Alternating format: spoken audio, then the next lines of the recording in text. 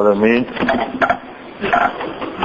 والصلاة والسلام على حبيبه محمد وآله وأصحابه أجمعين. أعوذ بالله من الشيطان الرجيم. بسم الله الرحمن الرحيم.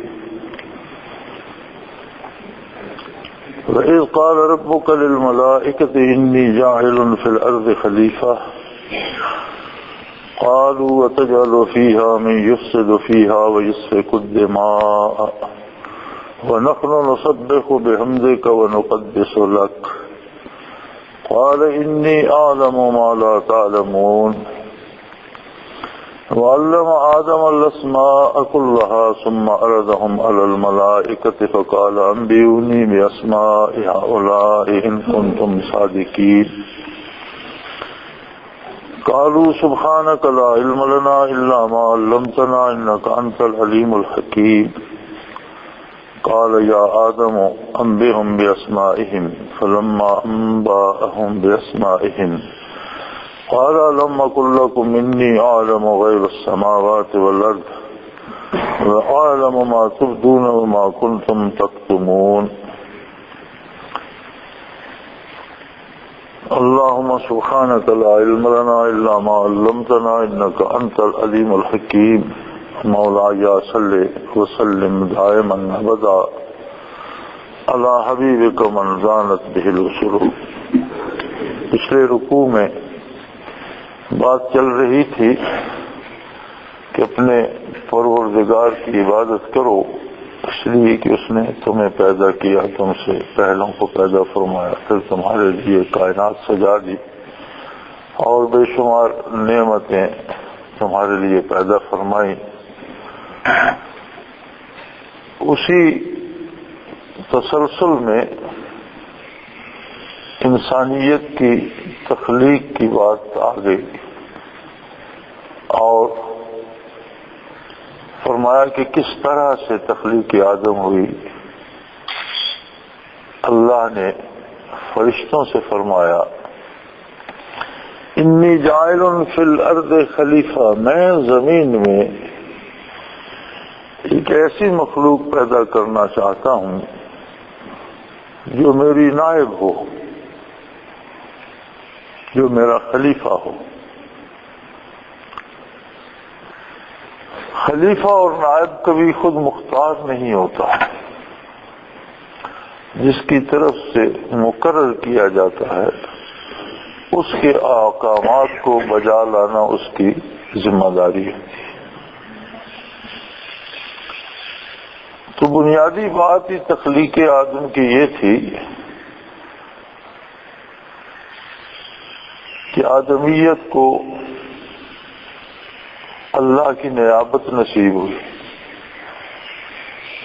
نائب جو ہوتا ہے وہ چیزوں میں تصرف کرتا ہے، انہیں استعمال کرتا ہے، انتظام و انصرام کرتا ہے، اہتمام کرتا ہے. گویا اللہ کریم ساری کائنات کا انتظام و انصرام کسی کو سونپنا چاہتے ہیں کہ روح زمین پر کیا ہوتا ہے اور کیا ہونا چاہیے. ملائکہ نوری مخلوق ہیں اور نفس سے پاک ہیں، بھوک پیاس، گرمی سردی، خواب بیداری، ان باتوں کا ان کی کوئی اثر نہیں ہے. پھر ملائکہ دو طرح کے ہیں. ایک وہ ہیں جو صرف اللہ کی ذکر میں مصروف ہیں، اللہ کی عبادت میں مصروف ہیں، پیدا کیے گئے تو اس وقت سے قیام میں ہیں، ابد الآباد قیام میں رہیں گے. کچھ رکوع میں ہیں، رکوع میں رہیں گے، سجدے میں ہیں، سجدے میں رہیں گے. یعنی ان کا کام ہی عبادت ہے. اور دوسری قسم کے ملائکہ وہ ہیں جنہیں یدبر الامر، امور کی تدبیر کرنے والے، بادل کہاں بنانا ہے، بارش کہاں برسانی ہے، پانی کہاں پہنچانا ہے، ہوا کیسے چلے گی، پہاڑ کو کس کو قائم رکھنا ہے، کس کو گرانا ہے، کھیتیاں کیسے اگیں گی، فصل کیسے ہوں گے، پھل کیسے پکیں گے.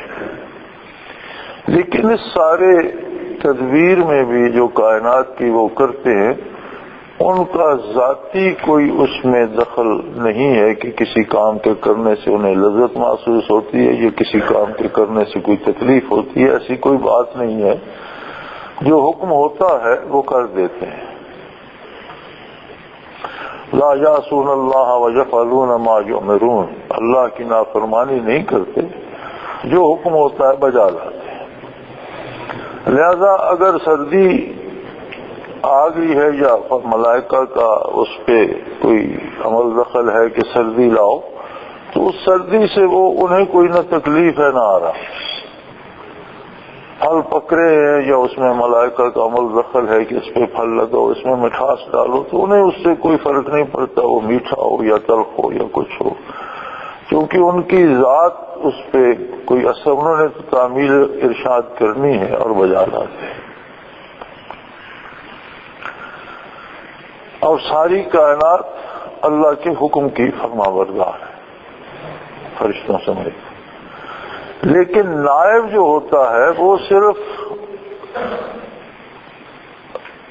تصرف ہی نہیں کرتا، بلکہ اس کا جس ہستی کا وہ نائب ہوتا ہے اس کے ساتھ رابطہ بھی ہوتا ہے، ورنہ نیابت کیسی؟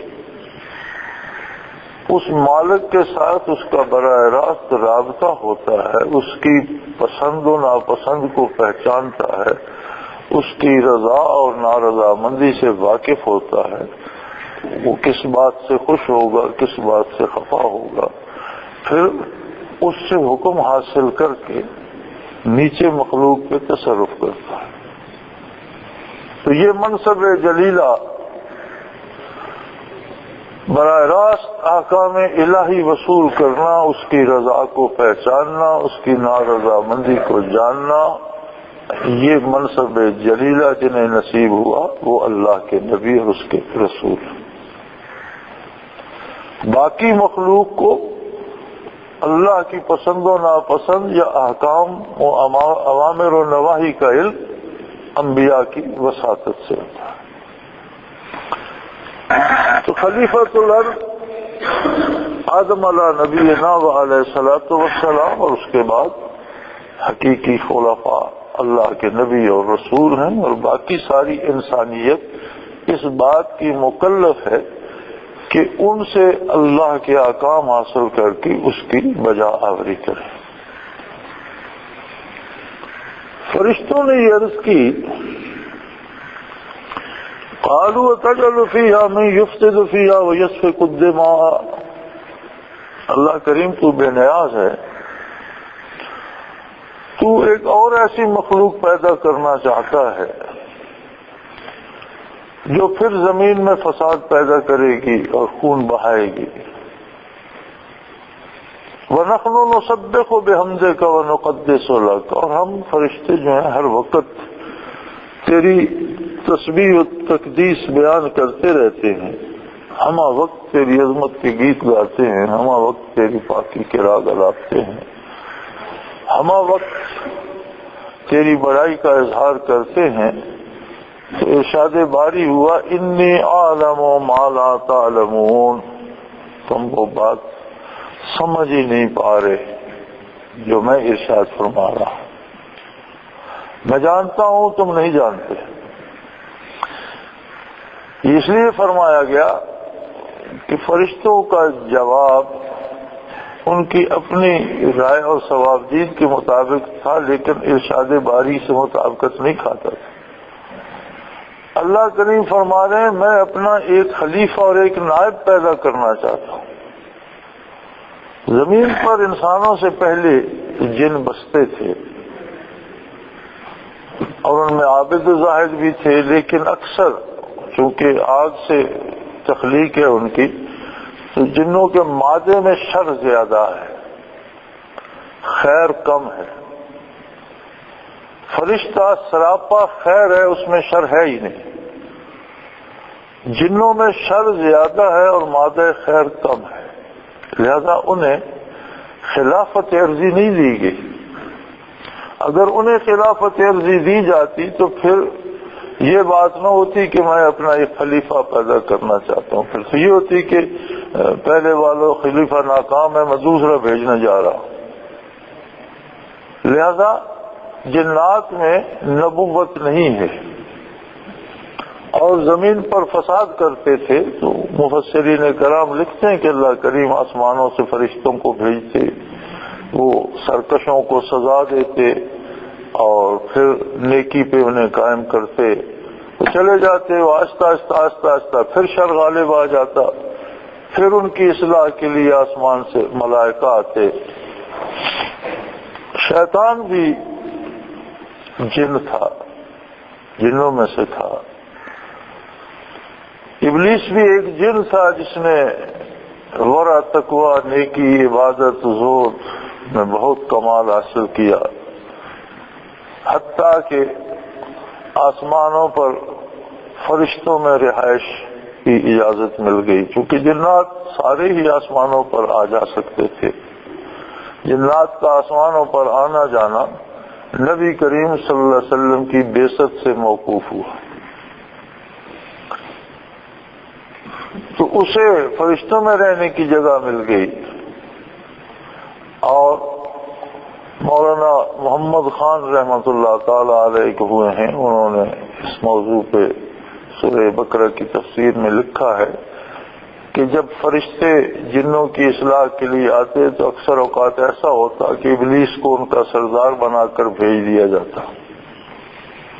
ایک فارسی کا شعر بھی انہوں نے وہاں درج کیا ہے، زراہ تفاخر بفوج ملک، گہے بر زمیں بود گہ بر فلک، کہ بڑے فخر کے ساتھ فرشتوں کی فوج کے ساتھ کبھی زمین پہ وارد ہوتا اور کبھی آسمانوں پہ چلا جاتا۔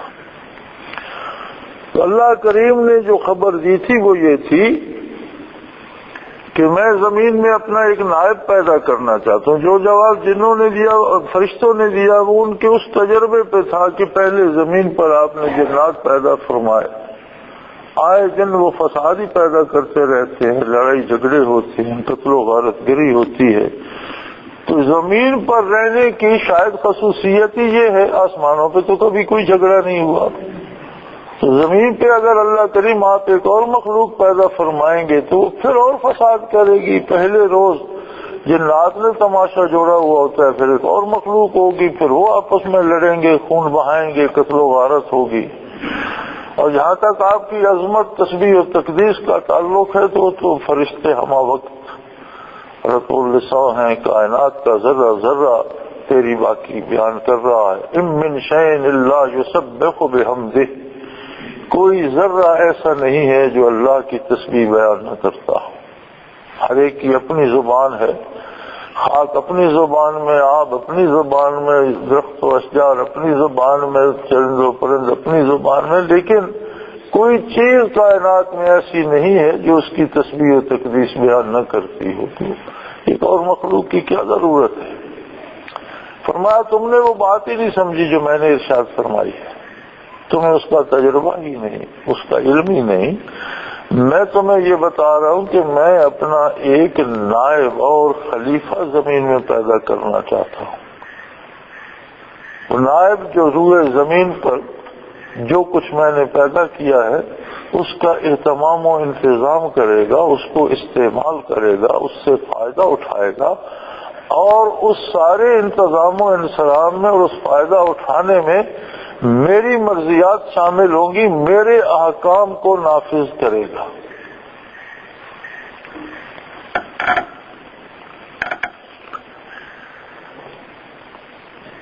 آدم علیہ السلام کو تخلیق فرما کر فرمایا وَعَلَّمَ آدَمَ الْأَسْمَاءَ كُلَّهَا، آدم علیہ السلام کو ہر چیز کے نام سکھا دیے۔ کائنات میں جو اشیاء تھیں ان کے نام، ان کی خصوصیات، ان کے منافع، ان کا نقصان، کس چیز میں کیا خصوصیت ہے اور کون سی چیز کس کام کے لیے ہے، یہ ساری باتیں آدم علیہ السلام کو تعلیم فرمائی۔ ایک بحث چلتی رہتی ہے لوگوں میں، اور میرے خیال میں فضول بحث ہے کہ علم غیب کیا ہے۔ اور جب آدم علیہ السلام کو کائنات کی ہر چیز کے بارے بتا دیا گیا تو وہ بھی عالم الغیب ہو گئے۔ یہ درست نہیں ہے۔ علم غیب وہ ہوتا ہے جو بغیر کسی سبب کے جانا جائے، اور جو جانتا ہو عالم الغیب ہے، اور یہ شان صرف اللہ کا۔ بغیر کسی کے بتائے جانتا ہے، بغیر کسی کے دکھائے دیکھتا ہے، کسی معاملے میں کسی کا محتاج نہیں ہے، ہر چیز کو ہر وقت ہر آن جانتا ہے۔ یہ صرف اللہ کی خصوصیت۔ انبیاء علیہ الصلوۃ والسلام کو اور اللہ کے مقرب بندوں کو علوم عطا کیے جاتے ہیں۔ اب جس کی خبر دی جائے، بتایا جائے، وہ غیب نہیں رہتا۔ بتانے والے نے بتا دیا تو غیب تو ختم ہو گیا۔ ہاں، اطلاع عن الغیب یا غیب کی خبر آپ کہہ دیں کہ اس بندے کو اللہ نے غیب پر مطلع کر دیا یا غیب کی خبر دے دی، تو وہ انبیاء علیہ السلام کی شان ہے کہ بے شمار ایسے مغیبات، ایسے بے شمار غائب ہیں جو نبیوں اور رسولوں کو بتائے جاتے ہیں۔ ما کان اللہ لیطلعکم علی الغیب، لوگوں اللہ کی شان اس سے بلند ہے کہ تم سب کو غیب پر اطلاع دے۔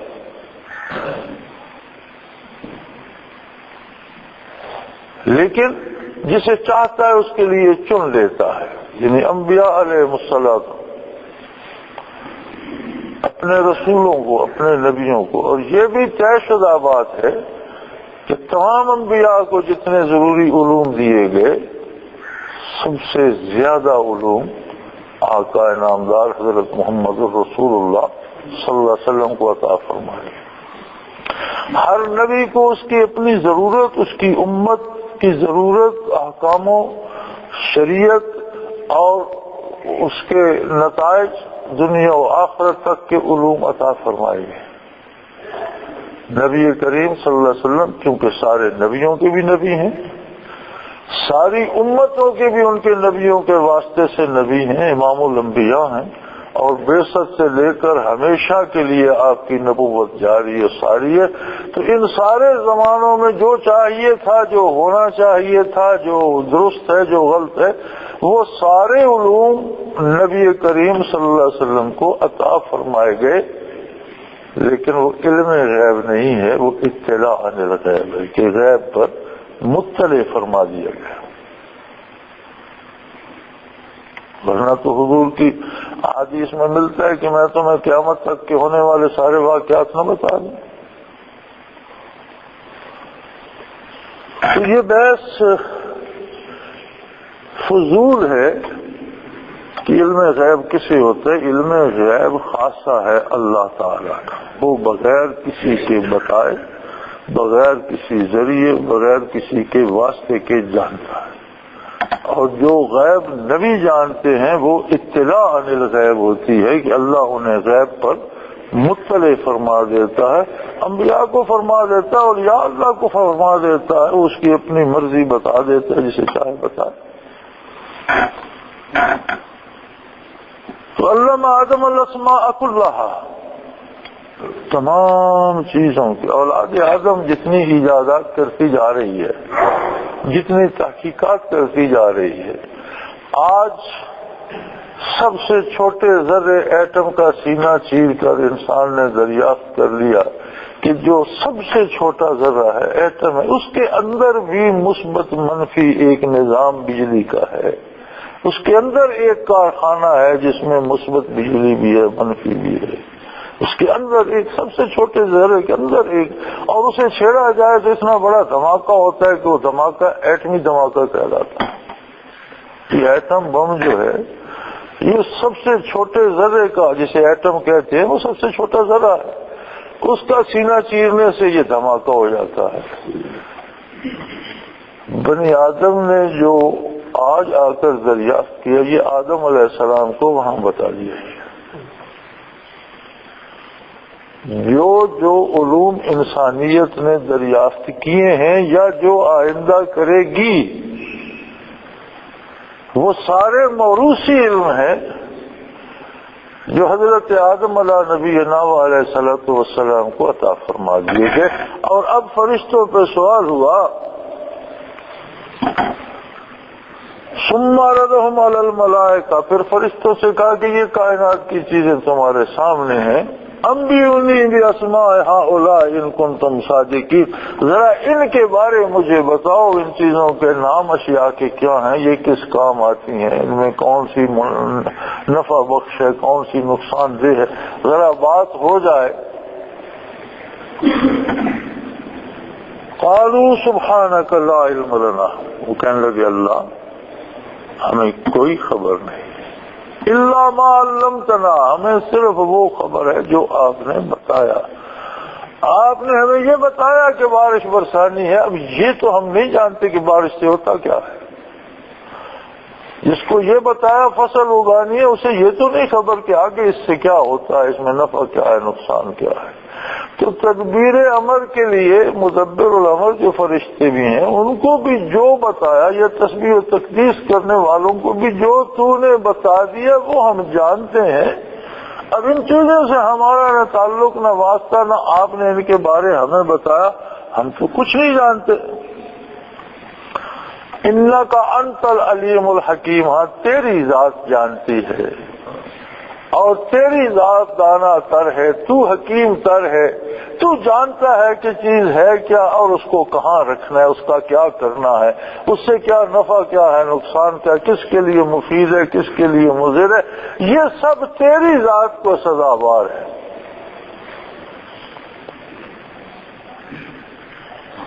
قال یا آدم انبئہم باسمائہم، فرمایا آدم اب تو فرشتوں کے سامنے ان چیزوں کی خصوصیات اور ان کے نام بتا۔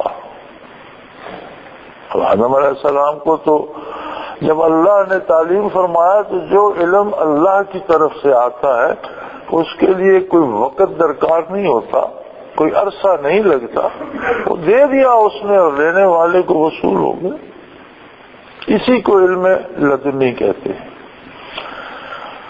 اور فرشتوں پر آدم علیہ السلام کی علم کے حساب سے برتری ثابت فرمائی، اسی لیے صوفیہ اپنا خلیفہ یا نائب اس کو بناتے ہیں جس کے بارے انہیں اعتماد ہو کہ اس فن میں اس کے پاس علم بھی ہے، صرف عمل نہیں۔ مجاہدہ اور عمل یہ تو ضروری بنیاد ہے، اور الحمدللہ جو بھی اس میں لگتا ہے وہ مجاہدہ تو سارے لوگ کرتے ہیں، ملک کی بھی سارے لوگ اپنی بھرپور کوشش کرتے ہیں، بڑے بڑے مجاہدے کرتے ہیں، لیکن اسے جاننا اور اس کی باریکیوں کو سمجھنا جو ہے وہ فضیلت کا سبب ہے۔ خلافت کے لیے صرف عمل نہیں، عمل تو ضروری ہے، لیکن نیابت کے لیے علم بھی ضروری ہے، اور یہ ضروری نہیں کہ علم کتابوں ہی سے آیا۔ آدم علیہ السلام نے کون سی کتاب پڑھی تھی؟ کتابوں سے حاصل ہو جائے، دیکھ کر حاصل ہو جائے، سن کر حاصل ہو۔ صحابہ کرام رضوان اللہ علیہ مجمعین میں کتنے لوگ تھے جو لکھنا پڑھنا نہیں جانتے تھے، لیکن جس مسئلے پر صحابہ کی رائے آ جائے تو سارے لکھنے پڑھنے والے خاموش ہو جاتے ہیں، اس لیے کہ انہوں نے محمد رسول اللہ صلی اللہ علیہ وسلم سے سن کر جانا۔ علم جاننے کا نام ہے، لکھنے پڑھنے کا نام نہیں ہے، وہ جانتے تھے۔ اسی طرح اللہ چاہے تو کسی کو اپنی طرف سے علم کا خزانہ عطا کر دے۔ اب علمناہ من لدنا علما، ہم نے اسے اپنی طرف سے علم عطا کر دیا۔ حضرت خضر علیہ السلام کے بارے قرآن کریم میں اسے علم لدنی کہتے ہیں اصطلاح میں، کہ جس نے کسی مدرسے میں یا کسی استاد سے تو نہ پڑھا ہو لیکن اللہ نے اسے علوم کے خزانے عطا کر۔ اور ایسے لوگ ایک لمبی فہرست ہے جو اولیاء اللہ میں جن کے اسماء گرامی ملتے ہیں، اور ایسے حضرات بھی ملتے ہیں کہ جن سے بڑے بڑے علماء جا کر مسائل حل کراتے تھے، حالانکہ خود وہ پڑھے لکھے نہیں تھے، یا اگر تھے تو معمولی پڑھے لکھے تھے، لیکن بڑے بڑے پڑھے لکھے ان کی خدمت میں حاضر ہو کر مسائل کا حل دریافت کرتے تھے، اس لیے کہ اللہ نے انہیں علوم عطا کر دیے۔ تو یہاں بھی یہی بات ہوئی، علم آدم الاسماء کلھا، آدم کو تمام اسماء سکھا دیے، اور پھر فرشتوں کے سامنے رکھی بات کہ آپ ان چیزوں کے بارے بتائیں، تو انہوں نے کہا جی ہمیں تو کوئی علم نہیں، ہاں وہ باتیں ہی جانتے ہیں جو آپ نے بتائیں، اور آپ کی یہ شان ہے کہ آپ علیم بھی ہیں، علم بھی آپ کے پاس ہے، اور حکیم بھی ہیں، جانتے بھی آپ ہیں کہ کس چیز کو کہاں رکھنا ہے۔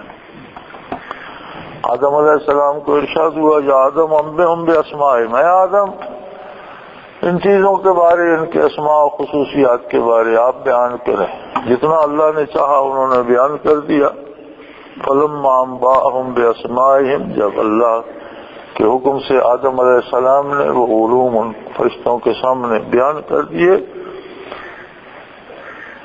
قال الم اقل لكم انی اعلم غیب السماوات والارض واعلم ما تبدون وما کنتم تکتمون، فرمایا میں نے تم سے فرمایا نہیں تھا کہ ارض و سما کے تمام پوشیدہ گوشے، تمام پوشیدہ باتیں، تمام پوشیدہ علوم، تمام پوشیدہ اشیاء میں جانتا ہوں، زمینوں اور آسمانوں کے سارے غیب میں جانتا ہوں، اور میں جانتا ہوں جو بات تم ظاہر کرتے ہو وہ بھی، اور میں جانتا ہوں جو بات تم جس کا اظہار نہیں کرتے تمہارے دلوں میں وہ بھی جانتا ہوں کہ اندر کیا ہے، زبان پر کیا ہے۔ وَأَعْلَمُ مَا تُبْدُونَ، جو تم ظاہر کرتے ہو میں وہ بھی بہت اچھی طرح جانتا ہوں۔ وَمَا كُنْتُمْ تَكْتُمُونَ، اور جو تم ظاہر نہیں کرتے وہ بات ہی میں جانتا ہوں۔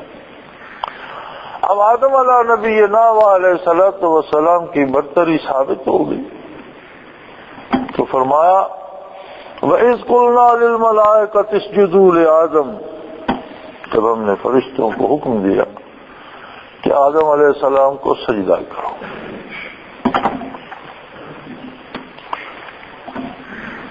فسجدوا الا ابلیس ابا واستکبر وکان من الکافرین، جب یہ برتری ثابت ہو گئی تو فرشتوں کو حکم ہوا کہ آدم علیہ السلام کو سجدہ کرو، تو سب نے سجدہ کیا۔ مفسرین کرام لکھتے ہیں کہ جب فرشتوں کو حکم ہو رہا ہے تو جن ان سے کم تر مخلوق ہے ان کا ذکر کرنا مناسب نہیں سمجھا گیا، لیکن حکم میں وہ بھی شامل تھے ساتھ، کیونکہ جن فرشتوں سے کم تر مخلوق سے اب فرشتے سجدہ کر رہے ہیں تو جن کیوں نہ کریں۔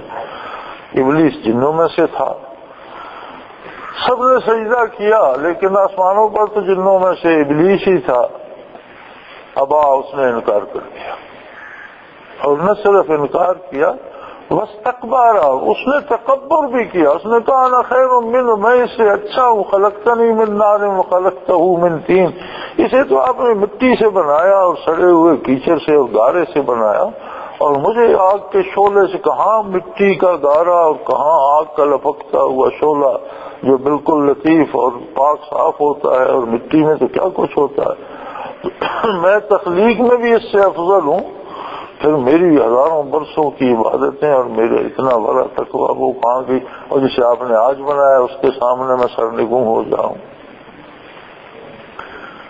سجدہ اصطلاح شریعت میں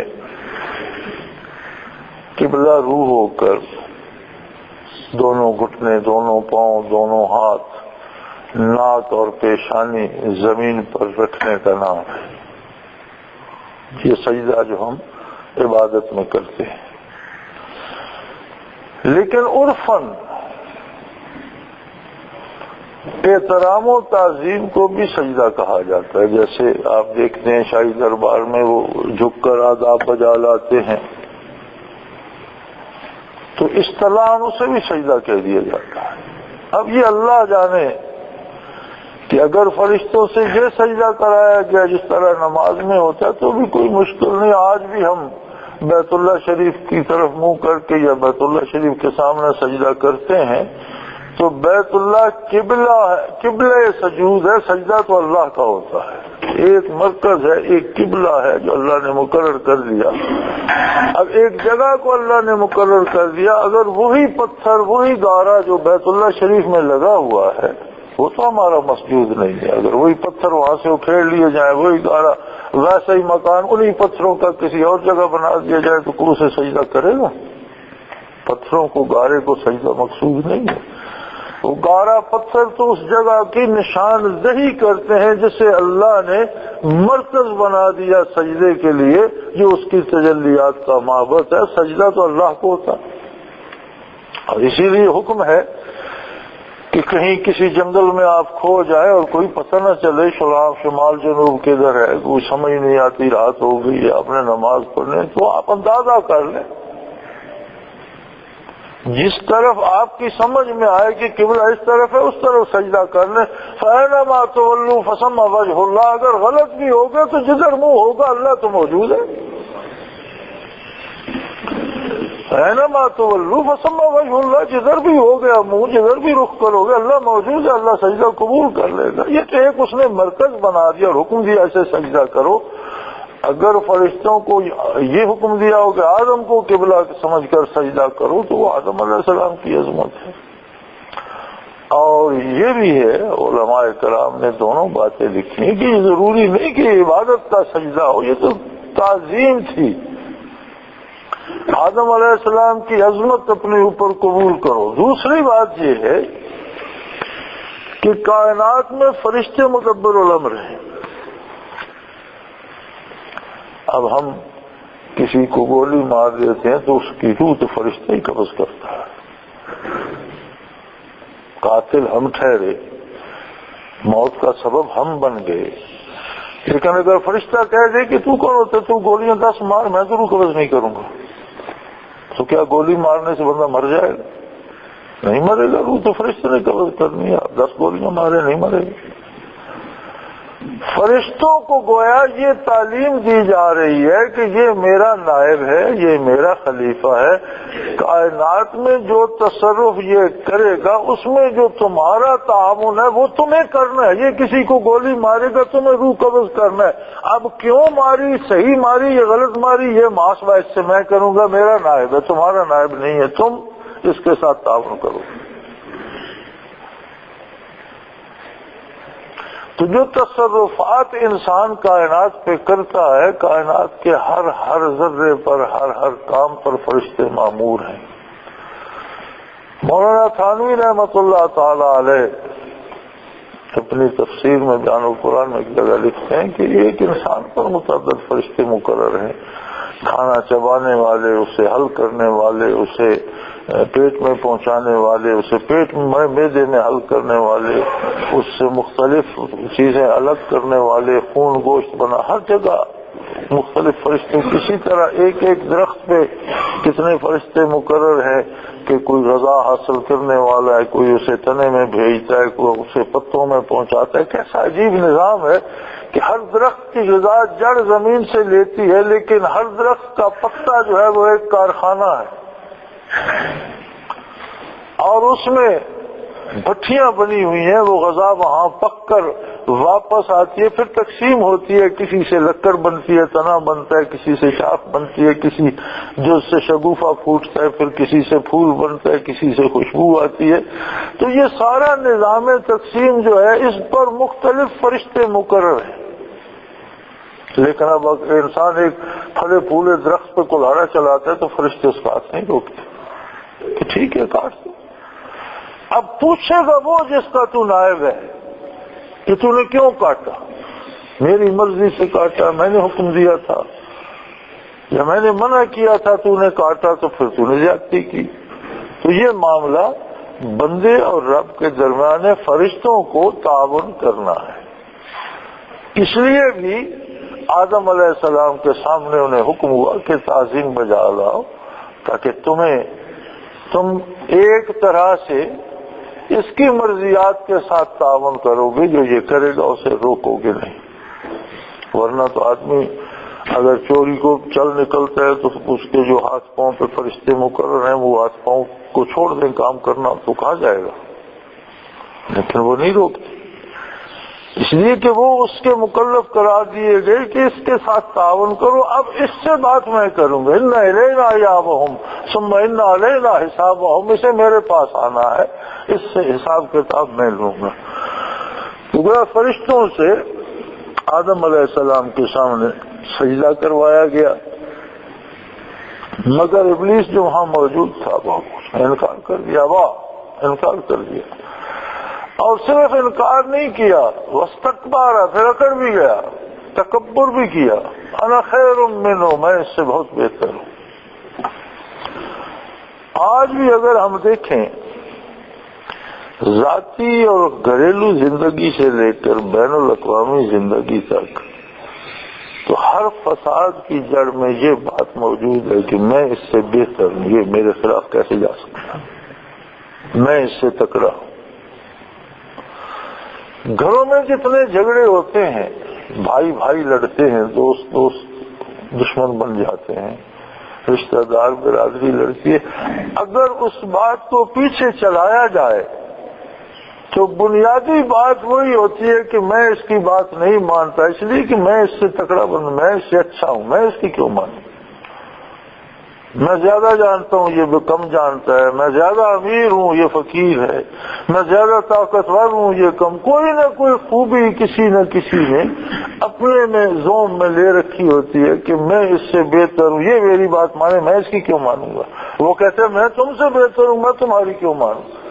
کسی جھگڑے کو آپ پیچھے لے جائیں، میاں بیوی کے جھگڑے کو لے جائیں، بھائی بھائی کے جھگڑے کو لے جائیں، تو بات کی بنیاد میں آج بھی وہی بات ملتی ہے جو شیطان نے اس وقت کی تھی کہ میں نہیں مانوں گا اس لیے کہ میں تو اس سے بہتر ہوں. پکڑ گیا. وکان من الکافرین، اور پارٹی بدل گئی، دوسری جماعت میں چلا گیا، مومنین سے خارج ہو گیا، کافرین میں شامل ہو گیا، انکار کرنے والوں میں چلا گیا. جیسے آج کل ہم پارٹیاں بدلتے ہیں، یہ بنیاد بھی اسی نے رکھی کہ جدھر دیکھو کہ ادھر میں تکڑا رہوں گا ادھر چلے جاؤ. آج کل بھی یہ رواج بھی عام ہو گیا ہے کہ ایک حکومت میں بھی وزارت کے مزے لو، پھر اسے کسی دوسرے نے گرا دیا، وہ آ گئے تو شکر ہے یار آپ آئے، ورنہ تو حال ہی کوئی نہیں تھا، پھر آپ اگر وزیر ہو گئے. اس کی بنیاد بھی شیطان نے رکھی تھی، اس نے پارٹی بدل لی، وکان من الکافرین، وہ دوسری جماعت میں ہو گیا جو اللہ کے احکام کا انکار کرتے ہیں اور اس کی اطاعت نہیں کرتے. تو اللہ کریم بنی آدم کو یہ یاد دلا رہے ہیں